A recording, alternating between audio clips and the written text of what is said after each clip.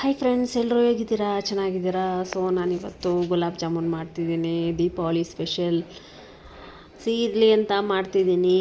ಬನ್ನಿ ನೋಡೋಣ ಹೇಗೆ ಮಾಡೋದು ಅಂತ. ಬಿಗಿನರ್ಸ್ ಸಹ ಇದನ್ನು ನೀವು ಮಾಡ್ಕೊಳ್ಬೋದು ಮನೆಯಲ್ಲೇ. ಸೊ ಈ ರೀತಿ ಮಾಡ್ಕೊಂಡು ನೋಡಿ ಹೇಗಿರುತ್ತೆ ಅಂತ. MTR ಗುಲಾಬ್ ಜಾಮೂನ್ ಪ್ಯಾಕೆಟ್ ತೊಗೊಂಡಿದ್ದೀನಿ ಇಲ್ಲಿ ನಾನು. ಇಲ್ಲಿ ತುಪ್ಪ ಹಾಕ್ಕೊಳ್ಳಿ, ಒಂದೇ ಒಂದು ಸ್ಪೂನ್ ತುಪ್ಪ ಹಾಕ್ಕೊಳ್ಳಿ. ಸೊ ಇದಕ್ಕೆ ಹಾಲು ಹಾಕ್ಕೊಂಡು ಹಿಟ್ಟನ್ನ ನಾವಿಲ್ಲಿ ಕಲಿಸ್ಕೊಳೋಣ. ಸ್ವಲ್ಪನೇ ಹಾಲು ಹಾಕ್ಕೊಂಡು ಹಿಟ್ಟನ್ನ ಕಲಿಸ್ಕೊಳ್ಳಿ. ಈ ರೀತಿ ಒಂದೇ ಸರಿ ಜಾಸ್ತಿ ಹಾಲು ಹಾಕಬೇಡಿ, ಸ್ವಲ್ಪನೇ ಹಾಕ್ಕೊಂಡು ಈ ರೀತಿ ಡೋ ಮಾಡಿಕೊಂಡು ಬಟ್ಟೆನೋ ಅಥವಾ ಪ್ಲೇಟ್ ಮುಚ್ಚಿ ಸೈಡಿಗೆ ಎತ್ತಿಟ್ಕೊಳ್ಳಿ ಫ್ರೆಂಡ್ಸ್. ಸೊ ಇಲ್ಲಿ ನಾವು ಪಾಕ ಮಾಡೋಣ ಬನ್ನಿ. ಒಂದು ಬೌಲು ಸಕ್ಕರೆ ತೊಗೊಂಡಿದ್ದೀನಿ. ಒಂದು ಬೌಲ್ ಸಕ್ಕರೆಗೆ 2 ಗ್ಲಾಸ್ ನೀರು ಹಾಕ್ಕೊಳ್ಳಿ, ದೊಡ್ಡ ಗ್ಲಾಸ್ ನೀರು.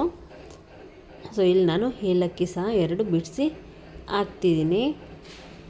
ಸೊ ಒಂದು ಒಳ್ಳೆ ಮಿಕ್ಸ್ ಕೊಟ್ಟು ಒಂದು ಕುದಿ ಬರಲಿ.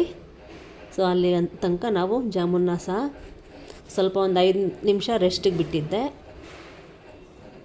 ಈಗ ಒಂದು ಚಿಕ್ಕದಾಗಿ ಉಂಡೆ ಕಟ್ಕೊಳ್ಳೋಣ ಫ್ರೆಂಡ್ಸ್. ಈ ರೀತಿ ನೋಡಿ, ಕೈಗೆ ಎಣ್ಣೆ ಹಾಕ್ಕೊಂಡು ರೌಂಡ್ ಮಾಡ್ಕೊಳ್ಳಿ, ಬಾಲ್ ಥರ ಆಗುತ್ತೆ. ಸೊ ಮಾಡಿದ್ದೀನಿ ಇಲ್ಲಿ ನಾನು ಫ್ರೆಂಡ್ಸ್ ನೋಡಿ. ಈಗ ನಮ್ಮದು ಪಾಕ ಸಹ ರೆಡಿಯಾಗಿದೆ. ಒಂದು ಕುದಿ ಬಂದಿದ ತಕ್ಷಣ ಆಫ್ ಮಾಡಿಬಿಡಿ, ಸಾಕು. ನೀವು ಏನು ಕಟ್ಟೋದು ಬೇಡ.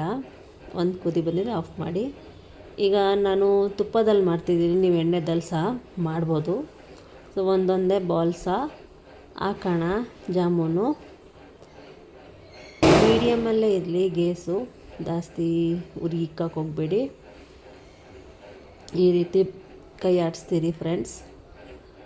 ನೋಡಿ ನಾನಿಲ್ಲಿ ಮಾಡ್ತಿದ್ದೀನಿ ಈ ರೀತಿ. ಸೊ ಇಲ್ಲಿ ಪಾಕಕ್ಕೆ ಜಾಮೂನು ಹಾಕೋಣ. ಎಲ್ಲ ಜಾಮೂನ್ ಬಿಸಿ ಇರಬೇಕು, ಇಲ್ಲ ಪಾಕ ಬಿಸಿ ಇರಬೇಕು ಫ್ರೆಂಡ್ಸ್. ಇಲ್ಲಿ ನಾನು ಪಾಕ ತಣ್ಣಗಾಗಿದೆ, ಅದಕ್ಕೆ ಹಾಕ್ತಿದ್ದೀನಿ. ಸೊ ಫ್ರೆಂಡ್ಸ್ ರೆಡಿಯಾಗಿದೆ ಜಾಮೂನು.